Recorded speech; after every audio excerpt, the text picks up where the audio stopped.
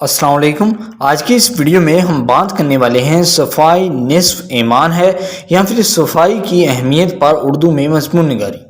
اسلام میں صفائی کو بڑی اہمیت حاصل ہے۔ اللہ تعالیٰ پاک ہے اور پاک صاف رہنے والوں کو پسند فرماتا ہے۔ نماز پڑھنے سے پہلے وضو کرنے کا حکم دیا گیا ہے تاکہ جسم کے تمام ظاہری اعضاء پاک صاف ہو جائیں۔ نبی کریم صلی اللہ علیہ وسلم نے فرمایا صفائی نصف ایمان ہے۔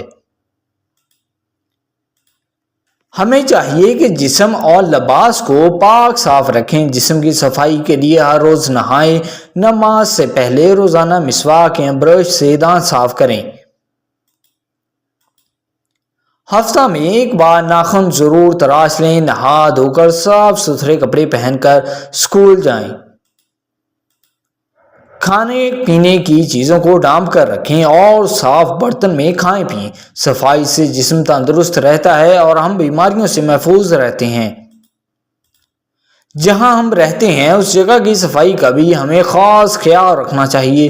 ہمارا گھر، گلی اور محلہ صاف ہوگا تو ہم سب صحت مند رہیں گے۔ سو ہوپ دوستو یہ ویڈیو آپ کو پسند آیا ہوگا۔ اگر آپ اس طرح کے اور ویڈیوز دیکھنے میں انٹرسٹ ہیں تو پلیز آپ اس چینل کو سبسکرائب ضرور کریں۔ اس ویڈیو کو لائک اور شیئر بھی کریں۔ Thank you.